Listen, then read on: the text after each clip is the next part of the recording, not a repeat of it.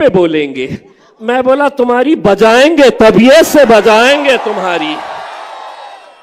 और अल्हम्दुलिल्लाह वैसा ही होता था। बस मेरे भाइयों, कि अल्लाह ये चाहता होगा कि पार्लियामेंट में इम्तियाज जलील, तुम्हें असद साहब के बाजू बैठने की जरूरत नहीं है। वहां पर 100 सोनार की 1 लोहार की हमारा असदुद्दीन अवैसी अकेला काफी है। हो सकता है अल्लाह ने कुछ हमारे लिए अलग सोच रखा होगा कि इम्तियाज तू जा विधानसभा के अंदर, और जिसने मेरे नबी करीम सल्लल्लाहु अलैहि वसल्लम के खिलाफ गुस्ताखी की थी और जिसकी पीठ थपथपाने के लिए एकनाथ शिंदे आए थे और उन्होंने कहा था उस रामगिरी को कि तुझे केशाला ही हाथ लाऊ देनार नहीं, तेरे बाल को भी हम धक्का नहीं लगने देंगे। एकनाथ शिंदे साहब वो रामगिरी भी खुद तखला है।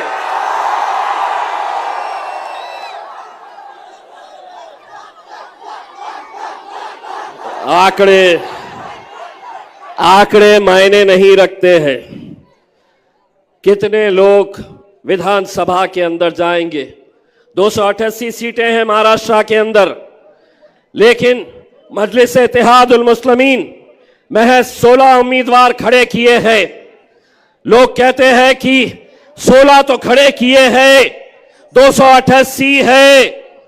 क्या कर लेंगे अगर 16 के 16 जीत कर आ गए? तो मैं कहता हूं 16 छोड़ो, एक को देखो क्या करते हैं पार्लियामेंट के अंदर। मैं जब पार्लियामेंट में बैठता था, असद साहब की तकरीर 3 बजे होने वाली रहती थी, तो भाजपा वाला आके 12 बजे 11 बजे मुझसे पूछता था आज बोलेंगे साहब? तो मैं कहता था आज बोलेंगे। बोले काय? मैं आपके और असद साहब के बीच में ज्यादा वक्त नहीं लेना चाहता हूं, सिर्फ आपसे इतनी इल्तिजा करना चाहता हूं। अगर आपकी बेटी, आपकी बहन की कहीं शादी हुई है, वोट यहीं पर है, आपकी जिम्मेदारी है मेरे भाई। आप लोगों को यहां पर एक एक वोट की कीमत को समझना होगा।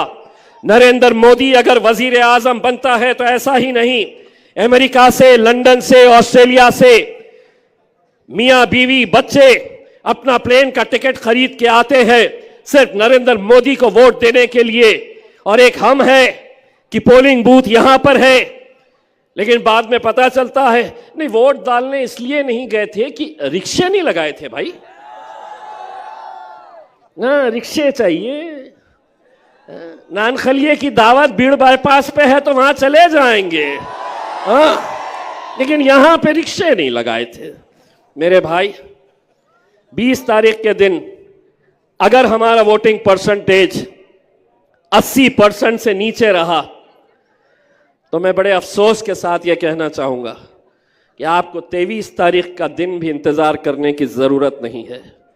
जीत और हार का फैसला 20 तारीख के दिन ही हो जाएगा अगर हमारे अपने इलाकों में 80% से कम का वोटिंग परसेंटेज रहा। और अगर 80% के ऊपर तुमने हासिल कर लिए, 23 तारीख का इंतजार नहीं, 20 तारीख के दिन ही इंशाअल्लाह जश्न मनाया जाएगा। 20 तारीख के शाम ही इस शहर के अंदर एक नारा गूंजेगा, नारे तकबीर, नारे तकबीर। बहुत बहुत